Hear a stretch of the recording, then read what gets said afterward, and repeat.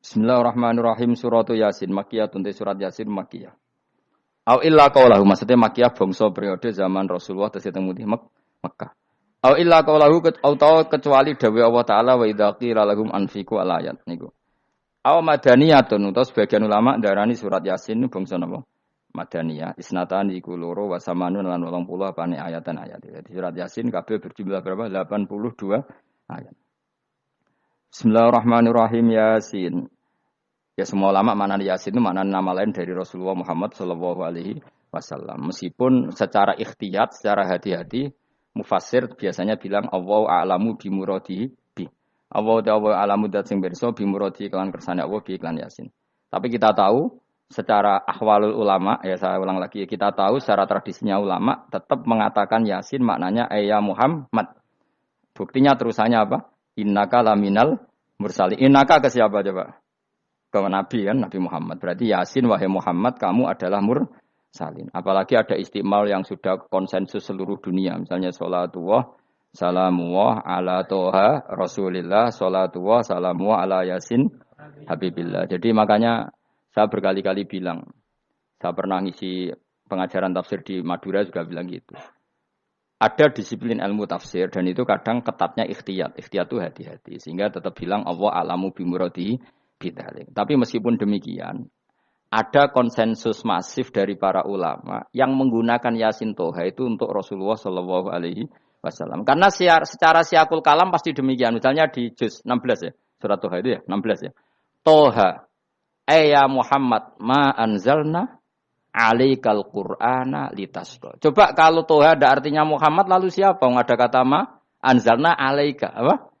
Coba sekarang Toha ganti ya Muhammad kan pas ya Muhammadu ma anzalna alaika al-Qur'ana litasqa. Jelas ya? Secara siakul kalam Toha menunjuk siapa? Muhammad karena tulisannya coba ya. Toha diganti kata Muhammad. Ya tentu diganti secara makna. Ya Muhammadu ma anzalna alaikal Qur'ana litasqa. Yasin juga ganti aja. Ya Muhammad demi Quran yang hakim innaka ya Muhammad laminal mursalin. Sehingga meskipun mufassir secara disiplin ikhtiyatnya, kehati-hatiannya bilang inna kalaminal apa? Awa a'lamu bimuradihi bidzalik, tapi secara ahwalul ulama tetap Toha dan Yasin adalah ismun min asma'i Rasulillah sallallahu alaihi wasallam.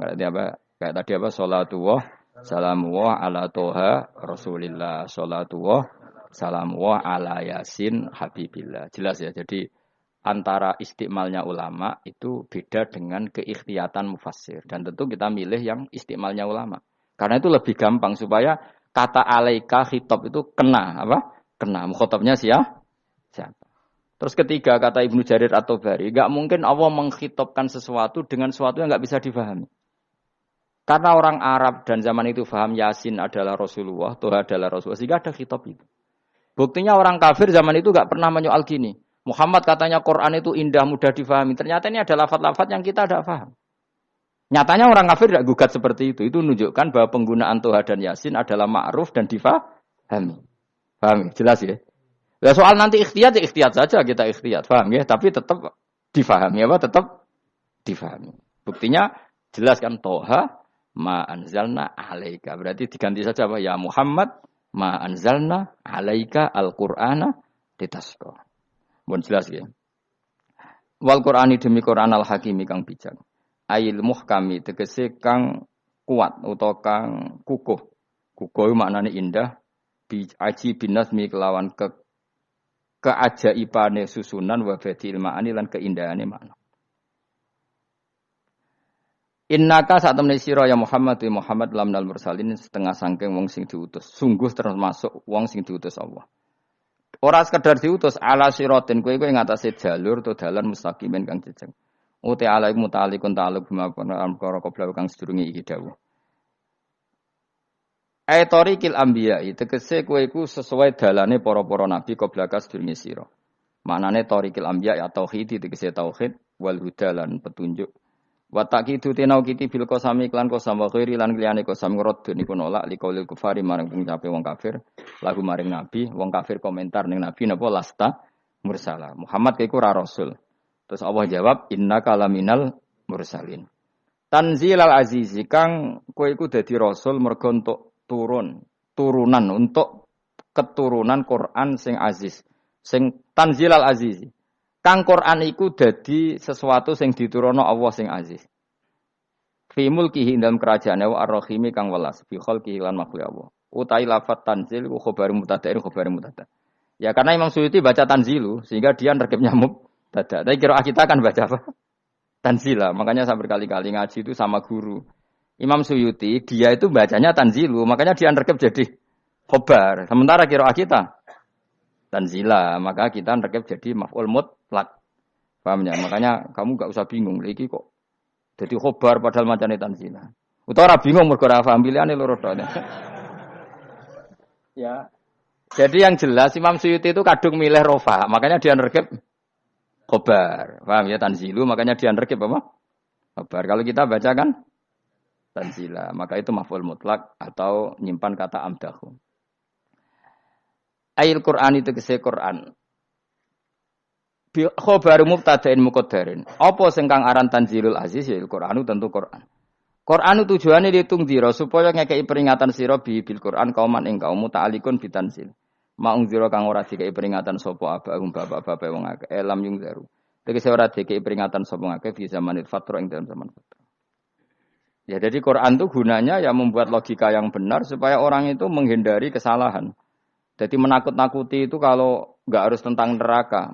Takut dari kesalahan, takut dari kebodohan. Kan kita juga takut kan punya pemimpin yang salah, takut punya kasus, takut kepleset. Ketakutan tidak harus dari neraka. Makanya saya berkali-kali bilang, saya sering dulu dinasihati Mbah Mun, enak kepen alim, ojo sering maca tafsir, mari goblok dari Mbah Mun. Maksudnya mari goblok itu gini, mufassir itu manusia, kadang dia itu satu ayat umum, dia mendiktekan ke satu kasus, padahal kasusnya lebih umum. Makanya berkali-kali sama nani umpama ngene, contohnya ngene. Karena nanti itu mengikat. Misalnya gini ya, saya ulang lagi ya. Ben gayamu kayak wong alim. Ini kan malam 23. Saya itu enggak pernah loh ngitung sengaja. Tapi ini malam 23 kita insyaallah nginjak juz berapa? 23. Ini insyaallah barokah sekali. Tapi rasa arep-arep Lailatul Qadar. Biasa wae. Ora kelas e. Wis ben sing entuk Lailatul Qadar ben wali-wali wae. Kene entuk cipratane wis napa cukup. Lah wong traweh arang-arang yo njaluk. Iya kalau kita mintanya dianggap Allah minta, kalau dianggap ngelama. Coba andekan kapasitas Anda itu RT, minta jadi presiden, itu ngelama apa doa? Tidak jawab saja. Ngelama. Jatah kamu untuk azab, kok jaluknya Lailatul Qadar, itu ngelama apa Anda? Mestinya jalukmu orang untuk azab, itu bagus. Paham ya? Banyak ulama diajak istisqa gak mau. Banyak itu ulama. Ayo istisqa kita karena sudah lama gak hujan. Kata ulama tadi. Jatah kita ini kena hujan batu dari langit. Enggak hujan batu sudah bagus. Enggak usah minta. Lama macam-macam. Lah rai-rai ngene iki pantese entuk Lailatul Qadar apa entuk adab ayo jawab. Ayo. Ora entuk adab wis bagus. Yo dadi dongane ya Allah. Ampun jenengan siksa la tu'akhidna. La tu'akhidna maknane njuk Lailatul Qadar apa ora disiksa? Ya makam kita itu masih Rabbana la tu'akhidna. Iku supaya gak disiksa innasina waktu ana kalau kita salah. Kowe kan gak kalau. Wah sudah salah. Jadi donga innasina waktu ana sange apikane pangeran wae ditambahin kalau kita salah. Kalau kita kan sudah ada kalau lagi sudah. Sudah jelas salah berkali-kali lagi. Mbok wong diisin. Yo lak jaluk Lailatul Qadar gak diisin. Tapi ya oleh wong pangeran apian. Pangeran kan tapi misalnya pangeran ora aku luwe apian timbang aku. Jadi sowe disahno permintaan. Tapi gak dikabulno. Mau disahno tapi ora usah apa? Disahno iku iman jalin yen wong goblok piye meneh, macam-macam. Makanya doa paling fair itu ya Rabbana dzalamna anfusana wa lam taghfir lana wa tarhamna lanakunanna. Makom kita itu disepuro pangeran. Sing bener donga wong traweh-traweh lho ning Tuban ning Jogja wis bener apa innaka afuwun karim tuhibbul afwa fa'fu anna. Ora ana guru-guru kita ndonga, ya Allah anilna lailatul qadar ya Allah. Ka ono sarahku kiye-kiye kita ora ono ngajarno ngono ya Allah innaka afuwun karim tuhibbul afwa fa'fu anna. Jenengan kandat sing kathah nyepurane lan seneng nyepuro impun jenengan sepuro. Iku wis bagus sudah. Bagus. Lailatul qadar gresuk ndelok srengenge. Terus ndelok angin. Angger daerah Gunung Kidul banter terus anak-anak. Boy wong tahu diri, maksud kula nggih tetep minta Lailatul Qadar tapi tahu diri. Misale suwe bar sedekah, puasa bar salat 1000 rakaat terus utang mesti sahur, ambek togo-togo sing mbok dolimi jaluki sepuro. Pas kowe tenan mergo ngrasa ora dolim, nduk Lailatul Qadar. Tapi kira ngrasa ora dolim wis ujub sombong. Wong sombong ora berhak meraih. Lah terus piye Gus? Ora piye biasa wae, pokok biasa wae. Makom kita kok ora kena adab itu sudah luar biasa. Ora penuh adab piye. Wis ngene iki wis luar biasa, napa? Luar biasa. Mbon nang ngandel kula. Mesti ngene iki wis keadaan seperti ini terus. Soale dongane wae Rabbana la tu'akhidna in nasina wa akhtana. Itu jadi itu sudah luar biasa. Nah, ini kan teruskan dawuh Mbah Mun ya. Misalnya Allah bilang gini, fattaku, maka takutlah kamu. Biasanya mufasir ditambahi minan nar, maka takutlah kamu masuk.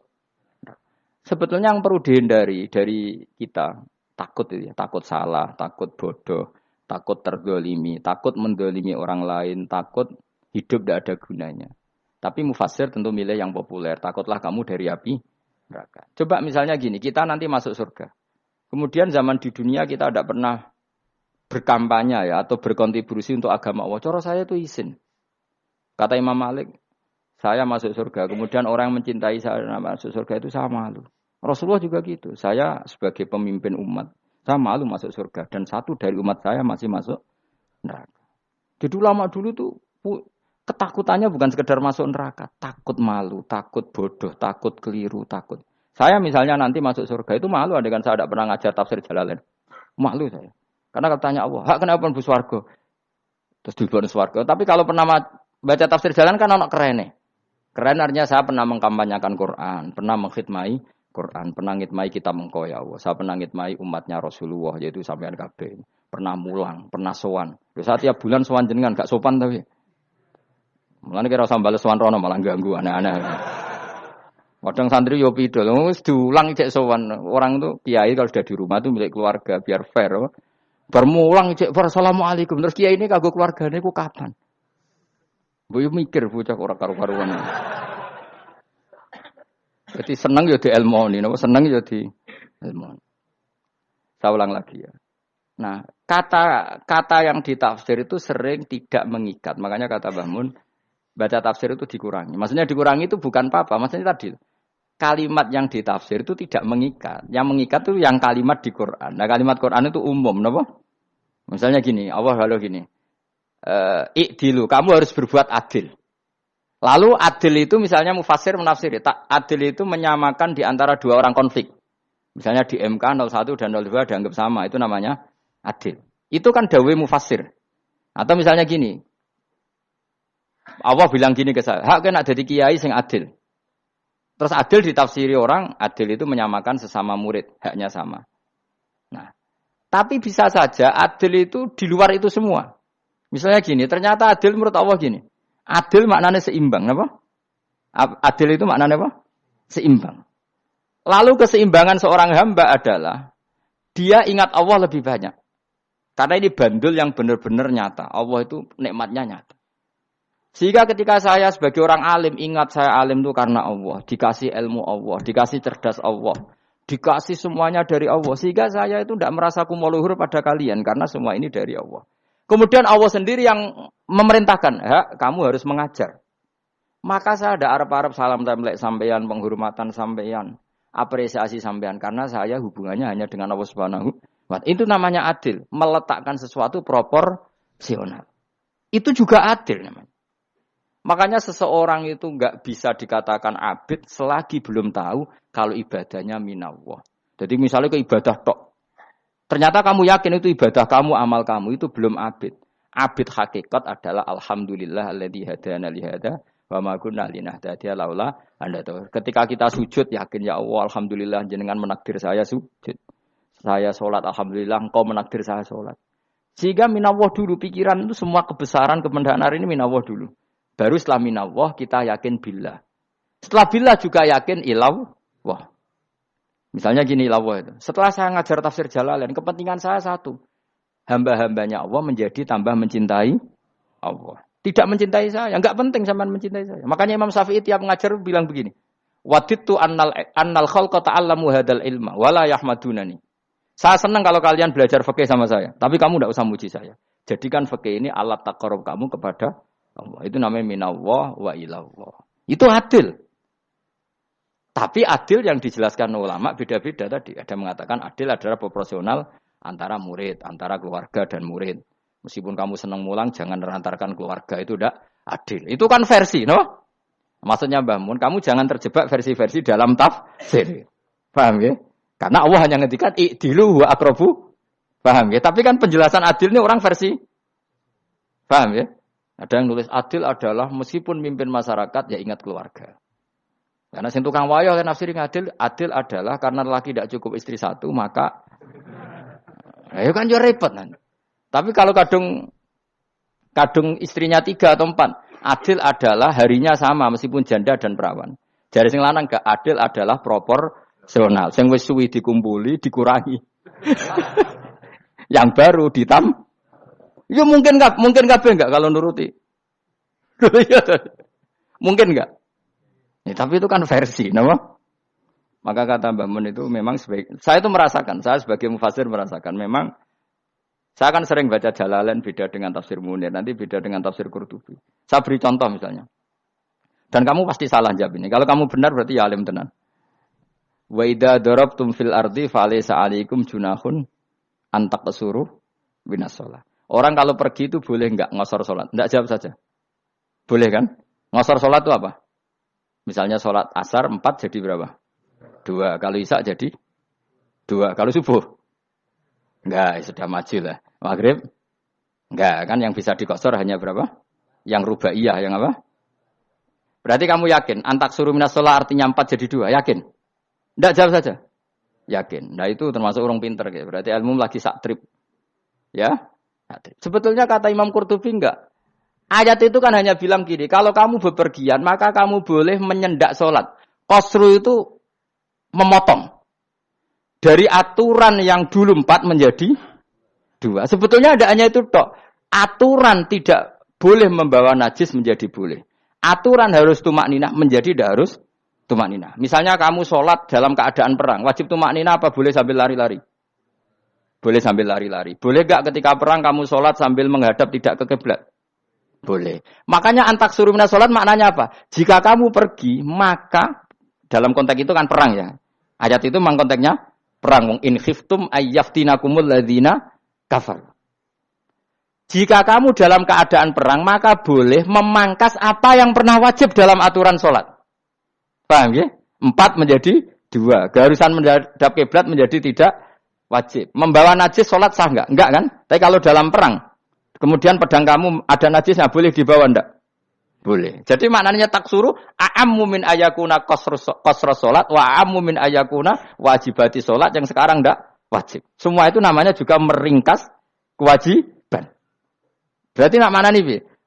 Jika kamu dalam keadaan perang, maka boleh memangkas sesuatu yang dulu wajib menjadi tidak wajib. Yang dulu haram menjadi boleh.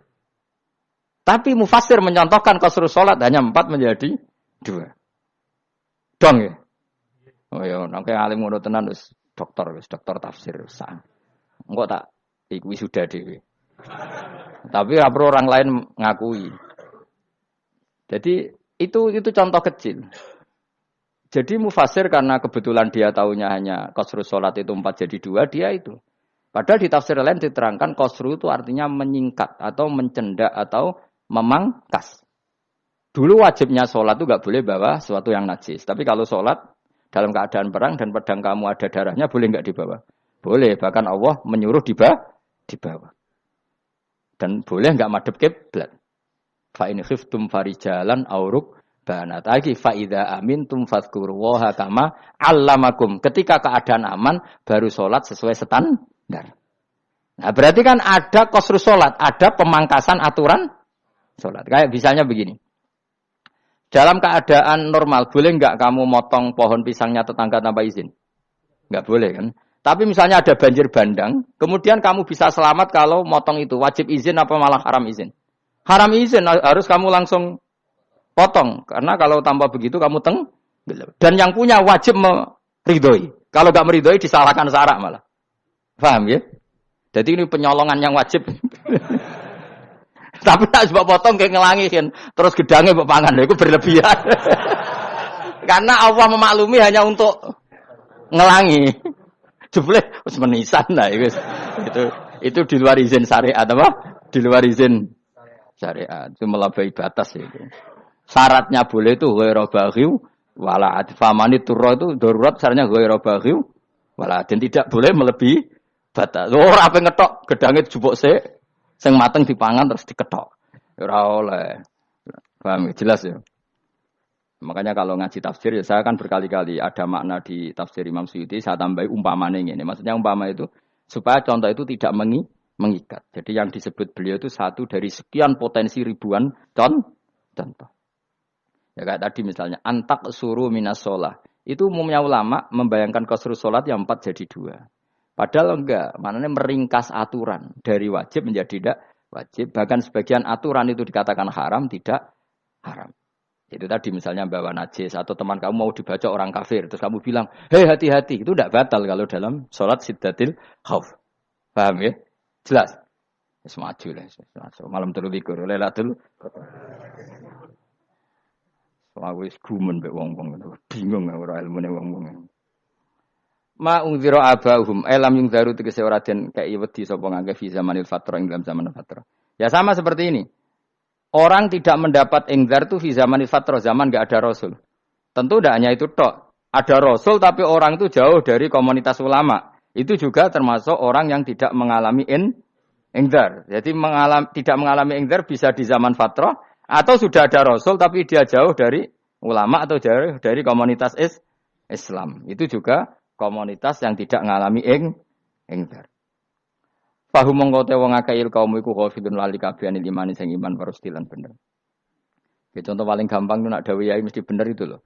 Kalau kamu ngaji tafsir Jalalain ya yuhan nasu budu rabbakum. An-nasu biasanya tafsirkan kufaru Mekah, napa? Padahal di situ nas semua manusia apa kafir Mekah? Semua manusia. Cuma konteks dulu karena Nabi orang Mekah dan zaman itu yang diberi peringatan orang Mekah, Imam Suyuti bilang kufaru Mekah. Lah seperti itu kufaru Mekah mengikat apa enggak? Enggak kan? Enggak, karena yang dituruni Quran yo kafatal linnas. Tapi ya Yuhan Nasu di Jalalain sering ditulis apa? Kufaru Mekah. Nah, seperti itu tidak mengikat. Itu contoh saja, Pak. Contoh saja dalam konteks zaman itu. Paham ya? Jadi banyak, makanya tafsir itu sebenarnya enggak ngikat. Ya tapi yang ngomong gitu harus orang alim. Kalau kamu yang ngomong malah kacau. Kemudian ngomong sombong. Maksudnya kan manusia, saya juga manusia. Ngapain saya harus ikut? Ya sarap itu. Iku ora wis sombong saraf, no? Wis sombong saraf. Lakot hakko teman-teman fahum, lakot hakko teman-teman nyata apa alqaulu apa titah, wajib tegese wajib manane nyata ala aksarihim. Ing atase akeh-akeh wong akeh bil adab. Lakot hakko teman-teman dadi nyata apa alqaulu apa titah anane azab. Wajib tegese wajib apa adab ala aksarihim bil adab, fahum mongko te wong akeh la yu'minuna ora iman sapa akeh. Il aksaru tegese ute akeh wong ora iman. Zaman niku maksud. Ya, maksudnya zaman itu. Tapi jengben gue buatan ngerti. Tapi yang mungkin batu Isa itu semua orang iman, tapi ya banyak yang setelah iman itu tidak bermanfaat lagi karena wes napa matahari terbit dari napa barat. Hina la yanfa'u nafsan imanuha lam takun amanat min qabl. Inna sa'atam ingsun jalna ga ingsun fi anaqihim. Ing dalam gulu-gulune wong akeh tak gawe aghlalan ing belenggu. Bi ayu dhamma gambar bi antu dhamma gambar arfento dewi kumpulno ilaha maring anak apa alai di tangan. Di anal gila karon saat meneh gil iku yajma'u iso ngumpulno apa gil al yada ing tangan kal unuk maring geger maring napa gulu-guri lho jenenge unuk. Wong Arab nak darani kene iku unuk, nak darani kene iku nakher. Ya jare wong Arab, ya kene iki unuk, kene iki nakher. Lah gulu niku ngeten, tangan didakok teng napa? Napa? Gulu. Napa jenenge jidok niku jidokne. Sing guri-guri. Faya mungkote tangan il aidi kumas muatun ting kumpulno ilal atqoni maring dagu. Niki lho jenenge dagu. Jam udzakonin wa ya mustama ulahyan. Kumpule dua dagu atau dua wang nek jomanan. Fahum mongko te wong akeh mukmahuna iku dadi bunder sapa wong akeh. Manane rafiuna ngangkat wong akeh ruusaum ing sirahe wong akeh. Lastatiuna ora iso mampu sapa wong akeh khodaha ing ngendekno ruus. Menawa dhewe maksudi wa ta iki mutamsilun bayangan, mutamsil gambaran. Mulane kula gumun mbek ulama riyen. Tak contohno ya, nak ulama dhisik ku top. Wong dhisik nak darani bun rokok digludungno. Wong kafir sok ben digludungno ning neraka. Iku ya pancen ngalim tenan ngomong dhisik. Mergo gambarane ngene, ora usah mbok praktekno sampean, praktekno saiki wae. Nak praktekno sampean kowe sampean mlebu neraka. Dadi ngeten, wong nak lungguh ngene, wong Arab nak darani iki ason-ason. Terus ngeten. Ngeten. Niki kan niki jenenge apa? Dengkul. Dengkul itu kena dagu, terus tangan kena jidok. Dadi ngeten. Jadi wong wis dalam keadaan bunder. Paham ya? Lah mulane malaikat karek nyaduk terus gludung-gludung ngono. Paham ya? Jadi mergo iku napa?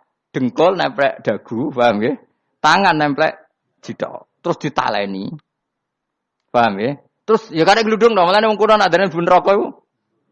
Oke bayangno saiki sok ben ra usah, gak usah mlebu maksudnya, paham ya? Mulane ape mlayu ora iso, wis posisi ngono, paham ya? Sebenarnya rasa delok, maksudnya itu praktekno saiki. Orang delok lho. Lah dawuh Imam Suyuti wal muradu te kang den kersakno iku annahum sak temne wong akeh la anu nek ora tunduk sapa ngakeh lil imani maring iman. Wala faduna nek ora tunduk sapa ngakeh ora ndilukno ru'usahum ing sira wong akeh lahu krana iman. Iki tapi dawuh Imam Suyuti. Tentu tidak semua ulama sependapat. Jadi cara Imam Suyuti semua yang dikatakan Quran ini muktamsil. Artinya mereka tidak tunduk, maknanya tidak menerima iman. Ya, tapi itu cara Imam Suyuti. Ulama lain yang mengatakan tidak. Memang orang kafir ketika masuk neraka dalam keadaan seperti itu. Dan digeludung. Ya tidak apa-apa sama-sama benar. Ya sama-sama benar karena ya Quran itu milik bareng. Ya. Milik bersama. Jadi kan banyak kalimat kayak tadi. Mengkosor sholat. Meringkas sholat. 4 jadi 2 yang meringkas. Paham ya? Dari aturan ketat menjadi agak longgar juga meringkas. Jadi semuanya namanya memotong apa? Memotong dari 4 menjadi 2 ya memotong, paham ya? Dari aturan wajib menjadi tidak wajib juga memotong. Nah, itu kan sama-sama benar. Lihat nanti konteksnya. Wa ja'alna lan gawe sapa ingsun mimbaini aidim sanging ngarepe wong akeh sadan ing tutup. Wa min khalfihim sanging gurine wong akeh sadan ing tutup. Fathisin sadan wa dhammiha lan dumaisin sudan fil maudhi'in ing panggonan loro. Fa akhsena mongko ngekeki gelap ingsun ing wong akeh, fa mongko te wong akeh lagi sirun rane ngali sapa wong akeh. Tamsilun iki ya contone aidon lisat diturukil iman maring ketutupe dalan iman alih ngatasé kufar. Nek cara maksudé kabeh iki mau tamsil. Dadi ngene. Dari depan kami kasih tutup, dari belakang kami kasih tutup, kemudian mereka saya kasih kegelapan. Maka mereka tidak tahu. Mananya apa?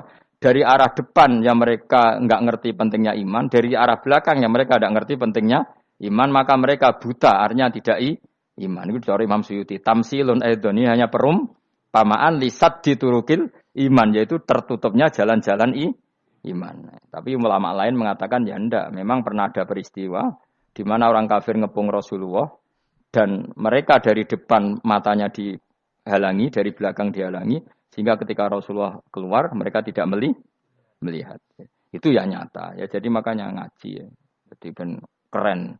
Oh ini ada sekian tafsir. Terus gue ngomong kan kayak wong alim keren. Nah takoki kata siapa? Ono rekamane. Tapi yang orang ngaji dhewe, nak tahu kata siapa? Ada rekamannya. Lah anak aku takut ada kata siapa Gus? Tak dudono kitabe. Lah anak gue dudono rekaman. Iku apik zaman akhir ngono wis maju. Sok sing rido kan. Enak kok Kang dadi orang alim gue enak. Nanti itu sudah di wong alim ya rugi. Tadi nanti kan gitu. Syekh Abdul Qadir masuk surga. Entah ini gelombang kedua dan para penggemarnya. Jadi akhirnya sing alim tenan yang mlebu swarga, sing kedua apa? Dan para penggemarnya. Iku ora usah alim, Kang, cukup penggemar. Jadi aku sebenarnya rugi kan. Gus Pak masuk swarga kedua dan para penggemar. Waduh. Terus jebule padha ae. Iku saking rahmane Allah. Kenapa? Kan masyhur itu hadis itu. Rasulullah itu ada sahabat nangis, enggak bisa tidur nangis. Berhari-hari enggak bisa tidur nangis. Hanya karena ingin punya satu pertanyaan. Lama-lama ketemu Nabi, ya Rasulullah saya sudah berhari-hari enggak bisa tidur, ingin menanyakan ini tapi tidak berani. Coba kamu tanya saja. Ya Rasulullah, saya ini kalau mati, engkau kan suatu saat dipanggil Allah, saya tidak ketemu engkau. Makanya mumpung sekarang saya tak melihat wajah engkau sekuat-kuatnya, sepuas-puasnya. Karena Nabi ya. Terus, kenapa? Ya kalau engkau di surga, saya di neraka kan enggak ketemu lagi. Atau kalaupun engkau di surga kan kelasnya beda, kan enggak ketemu lagi. Jadi kemungkinan dua-duanya itu enggak ketemu. Karena tadi bisa saja. Ya, artinya Nabi karuan di surga, saya di neraka tidak ketemu. Atau engkau di surga, saya di surga pun beda kelas. Ya enggak ketemu. Terus kata Nabi, tidak begitu aturan mainnya. Almaru ma'aman ahabba. Orang itu sesuai yang dia orang bersama orang yang dicintai. Jadi ya saya harus ikhlas kalau kamu saingi nanti. Ya takdir no. Takdir. Wasawana ni padha uga ale ing atase wong akeh angger tau te ngekek peringatan sira gumeng wong akeh tahqiqil hamzatain angger ta. Wa ibdali saniyati alifan angger ta humata sili ala nasil hamzah wa itu khali alifan wa bana alif binal musahalan dan hamzah sing ditasil wa ukhra lan ya wa tarki lan tinggal itu khal. Amnam tungwirhum wong ra wis bakat kafir mbok elingno cek ra mbok elingno tetep la yu'minun ora gelem iman. Lah sing iman iku sapa inama tungdiru ang mestine ngelingno sira. Maksude yanfa'u tegese manfaat iku ing daruka peringatan sira. Peringatanmu manfaat man ing wong ittaba kang anut sapa man adzikra ing Qur'anil Qur'an tegese Qur'an. Wa khasyialan wedi sapa man Ar-Rahman ing Allah Rahman bil ghaibi padahal ora roh pangeran. Ya khofa tegese wedi sapa wong ing Allah toh walam yara ora ningali sapa wong ing Allah. Nek bil ghaibi itu apa? Takut Allah dalam keadaan toh dia tidak melihat Allah lang. Mergo tak tafsiri bil ghaibi barang gaib. Barang gaib ning Indonesia terjemahannya hantu. Melihat alam gaib itu maknanya apa dalam bahasa Indonesia? Hantu. Mulane bil ghaibi ra tak terjemah, apa? Ya namanya ini wa khosyalan di sapa wong Ar-Rahman ing wasi Rahman bil ghaibi padahal dene ra roh langsung. Ya ora usah diterjemah ya. Terjemah dadi apa? Barang gaib malah repot. Fa basiruhum mongko ngekeki berita gembira sira ing man bimaghfiratin kelawan pengempuranan wa ajrin dan ganjaran karimin kang terhormat. Orang yang seperti itu yang ngikuti Quran dan takut Allah itu layak mendapat maghfirah wa ajrin karim wa ta'ala jur karim wal jannatu swarga. Inna satamene ingsun wa nahnu ya ingsun iku nuhyi nguripno ingsun almauta ing wong sing mati libasi krana pas. Wa naktubu lan nulis ingsun fil lauhil mahfuz ma ing apa wae kodamu kang nglakoni sapa ngake fi hayatihim. Di lauh mahfuz apa yang pernah kamu lakukan ditulis min khairin kaapian wasari dan kaelean liujazau supaya diwales sapa ngake alih ing atase iki. Wa atharahum lan yo tak tulis bekas-bekas kelakuanem. Matek saya perkara ustunta kang digawe sunah apa bima badam sause wong akeh. Jadi perilaku kamu ditulis, setelah kamu mati masih ditulis, yaitu bekas-bekas sunnah kamu yang pernah kamu lakukan. Jadi misalnya kok penemu judi, selama ada orang judi ya kamu dapat, paham ya? Paham ya? Loro gak? Makanya ulama ngendikan dulu tubalil amwat, tubaliman mata wa matat ma'ahu dunubuh. Bejo wong mati, kemudian dosa-dosanya melok mati pisan. Maknanya dia mati dalam keadaan tidak pernah melahirkan sunnah keburukan, paham ya?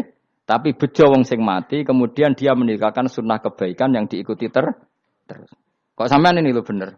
Gak paham jalannya lah, nggo jalan kalau tur ngaji. Sehingga sebenarnya anak gak paham lah ya gowo. Lho kok nggo jalan cung dhisik bapak ra paham lah ya gowo. Itu sudah bagus. Apa? Bagus. Berarti pokoknya anut anak ya anut. Wah, pokoknya keren, pokoknya keren sampean keren. Jadi nanti sampean anak tuku jalan takoki, Pak. Kok tuku jalan dhisik bapak aku ning lemari iki ono jalan. Lah tapi dhisik bapak paham yo ora paham padha. Wis stop, stop. Jelas ya gitu anak tubuh mangkodamu wa atharuh. Makanya sisa-sisa amal kita, bekas-bekas amal kita semuanya adalah ditulis sampai Allah Subhanahu wa taala. Mulane kula kepengin jenengan nate syukuran, pisan-pisan nate syukuran pertama anak kita bisa salat. Guling-gilingan banyak orang syukuran perkara ulang tahun. Kenapa pertama anak kita bisa sholat, kita tidak pernah apa? Syukuran. Padahal sholat itu yang menjadi identitas anak kita, kehambaannya ila yaumil kiamah. Mbok ya orang itu gitu. Sehingga nanti anak kita itu senang sekali. Itu saya itu kalau agak marah, itu anak saya yang paling kecil, baru umur 6 tahun. Itu tahu-tahu bilang, "Pak, saya sudah sholat." Karena dia tahu, saya itu paling terhibur kalau ada berita sudah sholat. Jadi itu penting supaya orang itu tahu orientasinya bapak itu sholat. Jadi jangan sampai terus anak kita kalau ulang tahun syukuran, tapi pas sholat kita dingin-dingin saja. Lama-lama anak kita berperasaan sholat itu tidak penting. Buktinya apresiasi bapak biasa saja. Itu contoh kecil. Sehingga nanti tertanam. Anak kamu tertanam, nanti cucu kamu tertanam. Jadi itu namanya asar. Apa? Asar. Jadi harus seperti itu. Jadi ya itu namanya asar. Makanya Nabi Ibrahim nggak berani minta uang sama Allah. Minta rezeki gak berani. Tapi kalau dia menyebut sholat dulu baru berani. Rabbana liyuqimus sholat faj'al afidatam minan nas tahwi ilaihim warzuqhum. Kata Ibrahim, supaya mereka kuat sholat ya Allah. Enggak apa-apa kamu kasih makan. Supaya kuat sholat. Karena kalau Nabi Ibrahim hanya berdoa, ya Allah kasih mereka makan. Nak digo zina, go demenan, go judi. Nabi Ibrahim melok dosa. Makanya dimulai Rabbana liyuqimus sholat. Supaya mereka kuat sholat ya Allah. Enggak apa-apa mereka kasih makan. Jadi supaya ini sholat jadi pokok. Kenapa kita makan? Supaya kuat sholat. Andai kan Ibrahim hanya berdoa supaya kasih makan mereka. Kemudian kekuatan itu dipakai maksiat. Ibrahim kan ikut dosa. Itu sirinya kenapa doanya Robbana liyuqimus sholat. Ya. Jadi kata liyuqimus sholat didahulukan. Apa? Supaya mereka kuat sholat. Maka kasihlah makan, kasihlah rezeki. Jadi supaya sholat jadi pusat orientasi. Itu harus dilatih. Ya tentu kamu ngelatihnya sidik-sidik. Wong anak esopo kan gitu. Tapi ini kan cerita aja. Maksudnya orangnya biasa wae. Maksudnya biasa wae. Maksudnya aku mau cerita. Kue gelo ya monggo. Terus mutung ra ngaji ya monggo. Gampang. Kue ra ngaji, aku golek murid kok kue gampang. Kue golek guru kok aku kangelan. Ya maksudnya sing gelem ngalah teko ini kan. Oh liyane larang kang nyewane. Wa atharohum lan bekas-bekasnya mereka. Makanya ketika Ahmad bin Hambal itu ahli hadis karena selagi riwayatnya dia dipakai orang tahu Rasulullah itu karena ahli hadis. Bener yang paling hebat tentu qala Rasulullah. Tapi apa artinya qala Rasulullah kalau enggak diriwayatkan ulama dari ulama sampai kita. Tapi apa artinya sampai kita nak gak ono sing ngalahi maca ngene iki. Mburohno maca ngene. Paham nggih? Ayo jajal ke tuku kitab Musnad Ahmad. Nak ra roh gubedi larang ngono tok. Mergo ora ono sing maca ra roh isine, paling kenangane apa? Gudi larang. Tapi baru kayak nasi mojo kemudian bisa. Ini juga asar. Cuman kau oleh niru, aku semati ngorek jalan. Oleh niru. Tapi ojo niru sesate. Kau nang dadi ra karu-karuan. Jadi Imam Suyuti loh. Tafsirku udah di ngono kuwi. Udah dirusak kabeh. Wa atharahum mastun nabihi ba'dahum. Kalau suwun nggih dilatih kalau anak-anak sampean mulai bisa sholat, tunjukkan kalau Anda senang lewat syukuran atau lewat apa. Ya harus besar-besaran. Tunjukkan kalau kamu mengapresiasi secara senang. Karena itu identitas kita. Apa identitas kita? Wa kullu shay'in lan ing saben-saben perkara. Nasobahu bi fi'lin fasir utawa nasbuhu. Nasbuhu ta nasabe lafat kullu shay'in bi fi'lin lan fi'il yufasir. Nasbuhu ta nasabe lafat kullu shay'in bi fi'lin lan fi'il yufasiru kang nafsiri ing fi'il apa dawuh ahsainahu. Ahsaina kullu shay'in ahsai. Nah, berarti nak manani wa kullu shay'in lan ngitung ing saben-saben perkara. Wa kulasain lan ingsun ngitung ing saben-saben perkara. Maknane ahsaina tegese ngitung ingsun ing sa. Ndobat nau tegese ngitung ingsun ing sa fi imamin ing dalam catatan utawa ing dalam kitab induk. Imam ku maknane kitab induk mubinin kang jelas. Kitabin tegese kitab bayin kang jelas. Wa ta'al kitabul bayin iku Allahul mahfuz lah mahfuz. Subhanallah wa bihamdihi adada khalqihi wa ridha nafsi wa zinata arsyihi midada kalimati. Subhanallah wa bihamdihi adada khalqihi wa ridha nafsihi wa zinata arsyihi midada kalimati. Subhanallah wa bihamdihi adada khalqihi wa ridha nafsihi wa zinata arsyihi midada kalimati. Subhanallah wa bihamdihi adada khalqihi wa ridha nafsihi wa zinata arsyihi midada kalimati. Subhanallah wa bihamdihi adada khalqihi wa ridha nafsihi wa zinata arsyihi midada kalimati. Subhanallah wa bihamdihi adada khalqihi wa ridha nafsihi wa zinata arsyihi midada kalimati. Subhanallah wa bihamdihi adada khalqihi wa ridha nafsihi wa zinata arsyihi midada kalimati.